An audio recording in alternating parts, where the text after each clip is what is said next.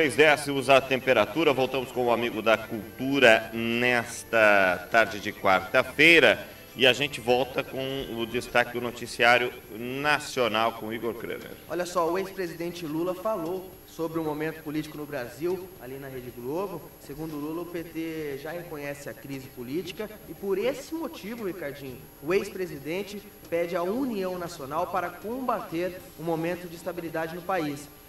Por outro lado, da oposição, Aécio Neves e Fernando Henrique Cardoso responderam nas redes sociais, na página oficial do PSDB, a seguinte frase: o problema é do PT.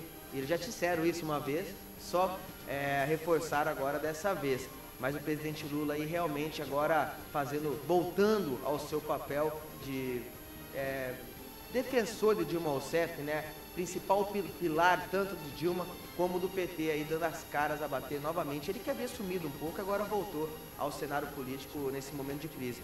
Eu vou falar, gostei do pedido dele. Eu acho que uma união nacional faria bem para o Brasil nesse momento, né, Ricardo? Com certeza, é o que está precisando. Mas a oposição nessas horas quer ver mais o circo pegar fogo. É verdade. Olha, o Instituto Lula listou 41 empresas que contrataram o ex-presidente para palestras, entre elas uma investigadas aí na Lava Jato. O ministro da Justiça, José Eduardo Cardoso, determinou ontem que a Polícia Federal abra inquérito para apurar a violação de ciclo bancário da Lius, uma empresa do ex-presidente Lula que gerencia suas palestras. A investigação foi motivada pela divulgação, em reportagem na revista Veja, de um relatório do Conselho de Controle de Atividades Financeiras, órgão do Ministério da Fazenda, mostrando, Ricardinho, que entre 2011 e 2014 a empresa teria recebido aí 27 milhões de reais por palestra. Desse total, 10 milhões foram pagos por empreiteiras investigadas na Lava Jato. Em nota divulgada na terça-feira, o Instituto Lula afirmou que a violação do sigilo é criminosa e atinge não só um ex-presidente da República, mas toda a sociedade brasileira. O Instituto informou ainda que Lula deu 70 palestras a 41 empresas, numa atividade legítima que Lula exerce legalmente desde que deixou a presidência da República, a exemplo de outros presidentes do Brasil. Ricardinho. Olha, um pouco outras informações importantes aqui. O relator da Lava Jato no Supremo Tribunal Federal, o ministro Teori Zavascki, negou o pedido do presidente da Câmara, Eduardo Cunha, do MDB do Rio de Janeiro, para enviar ao tribunal a ação que tramita na Justiça do Paraná, na qual o lobista Júlio Camargo citou o pagamento de 5 milhões de dólares em propina ao PMDBista. A defesa de Cunha enviou ao Supremo Tribunal Federal uma reclamação solicitando que a ação penal fosse analisada pelo tribunal, afirmando que o juiz Sérgio Moro, do Paraná, teria usurpado a atribuição da corte ao investigar um parlamentar que só pode ser alvo de apurações com autorização do Supremo. A decisão de Teori foi publicada hoje, mas a íntegra ainda não foi divulgada.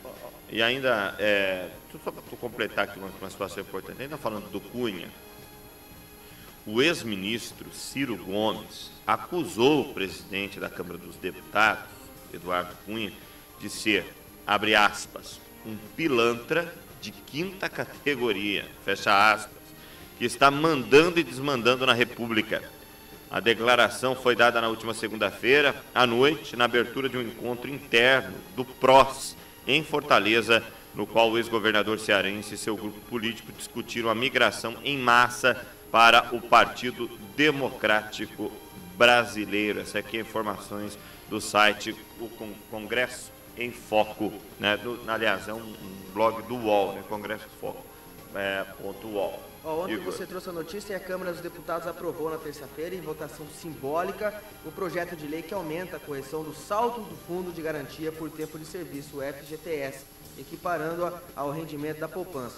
A proposta é considerada mais um item da pauta-bomba, criticado pelo Planalto porque tem impacto nos cofres públicos. A matéria segue agora para o Senado, Ricardinho. Só para ressaltar, atualmente o rendimento, você disse ontem, só para relembrar, atualmente o rendimento do FGTS é de 3% mais a taxa referencial, TR, que normalmente fica perto de 0%. O texto aprovado estabelece que a remuneração do fundo aumente de forma gradual até chegar a cerca de 6%. Na prática, a proposta permite que o dinheiro do trabalhador renda mais, Ricardinho. E aí o texto aprovado também fixa que nos próximos 4 anos, até 60% do lucro do FGTS seja destinado ao programa Minha Casa e Minha Vida. O relator do projeto, deputado Rodrigo Maia, do DEM Rio de Janeiro, disse que esse percentual vai garantir a manutenção do programa. Ricardo. Olha, um dia depois do ex-presidente Fernando Henrique Cardoso reunir os principais líderes do seu partido, PSDB, para alinhar o discurso da oposição, o senador Aécio Neves, de Minas Gerais, dirigente nacional da sigla, disse que vai procurar alas do PMDB contrárias ao governo para discutir uma saída para a crise política. O gesto ocorre menos de 2 semanas depois de PMDBistas começarem a sondar outras siglas e o empresariado também sobre as chances deles darem ao vice-presidente Michel Temer condições de governar, caso a crise leve ao afastamento da presidente Dilma Rousseff. Abre aspas. Faremos uma reunião com os líderes dos partidos de oposição, inclusive com setores do PMDB e com os juristas que têm expressado de forma muito clara também a sua posição em relação à solução dessa crise, avisou Aécio em entrevista nesta terça-feira. O fato é que realmente tem muita gente do PMDB se movimentando na expectativa de uma possível queda aí da presidente Dilma. Assumiria, né, pelo menos em projeção, o vice-presidente Michel Temer, que seria bom para o PMDB, enfim, né, são os bastidores do jogo político. Uma outra informação da Folha de São Paulo: CAD aprova acordo com Camargo Correia sobre cartel na Petrobras. O Conselho Administrativo de Defesa Econômica, o CAD, aprovou hoje um novo acordo com a empreiteira Camargo Correia, pelo qual ela reconhece a existência de um cartel nas obras da Petrobras, esquema já investigado pela Operação Lava Jato.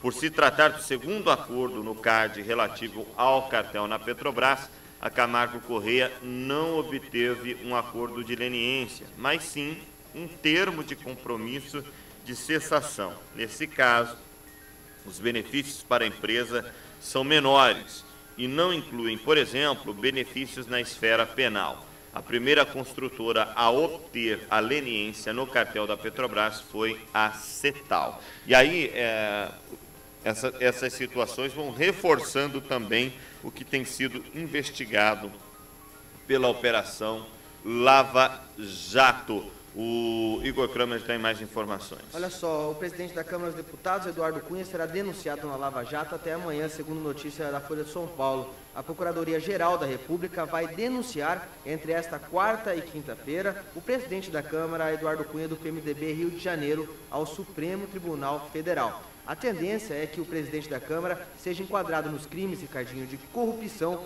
e lavagem de dinheiro. Segundo o investigador, em princípio, são esses os crimes, pelo menos, mas ainda não há uma redação final. Os procuradores estão finalizando os termos do documento, que será assinado por Rodrigo Janot, Procurador-Geral da República, aquele que agora anda bem pertinho do senador Renan Calheiros. A denúncia não significa culpa. A Justiça agora vai decidir se aceita ou não a denúncia. Em caso positivo, ele vir réu e o processo vai ser réu e o processo será aberto. O parlamentar já é alvo de inquérito no STF. Relembrando que apura a suspeita dele de participação no esquema de corrupção da Petrobras. O envolvimento de Cunha no esquema começou com depoimentos do doleiro Alberto Youssef. O PMDBista começou a ser investigado em março deste ano, com autorização do Supremo Tribunal Federal, e sempre negou as acusações. O doleiro vinculou o nome do deputado, Ricardinho, ao recebimento de propinas pagas pelo executivo Júlio Camargo por contratos fechados na diretoria internacional da Petrobras para fornecimento de navios sondas à estatal. E o CEF afirmou ainda que os pagamentos de Camargo a Cunha eram feitos por meio do lobista Fernando Soares, o Fernando Baiano, que representava Cunha e o PMDB. De acordo com investigadores, pesa contra o presidente da Câmara a movimentação de recursos na Suíça. As investigações apontaram ainda o equivalente a 54 milhões de reais depositados por Júlio Camargo em contas indicadas por Fernando Baiano, apontado como o operador do PMDB na estatal. O dinheiro, disse o doleiro Ricardinho, era pago pela firma que venceu os contratos, a Samsung. As acusações contra Cunha também ganharam força depois que a Folha de São Paulo revelou em abril que o nome dele aparece como o autor dos arquivos em que foram redigidos requerimentos apresentados à comissão da Câmara. A expectativa é que até quinta-feira, além de Cunha, pelo menos outros 2 congressistas também sejam denunciados. Olha só, pesando para ele também. Vamos ver como é que vai. Ele está se arrepiando com tudo isso. 14h16, 22 graus, 8 décimos a temperatura. Igor, obrigado pelas informações dessa tarde de quarta-feira. Vou torcer para o seu Vasco hoje, vou torcer certo? Também. E você compromisso de torcer para o meu Corinthians, sem a ajuda do árbitro. Então, de sacanagem com o meu Corinthians. 22 graus e 8 décimos a temperatura. Vamos para um rápido intervalo. Daqui a pouco a gente volta com o nosso momento de fé e oração e a partilha da Palavra de Deus. Daqui a pouco a gente volta com o programa Amigos da Cultura.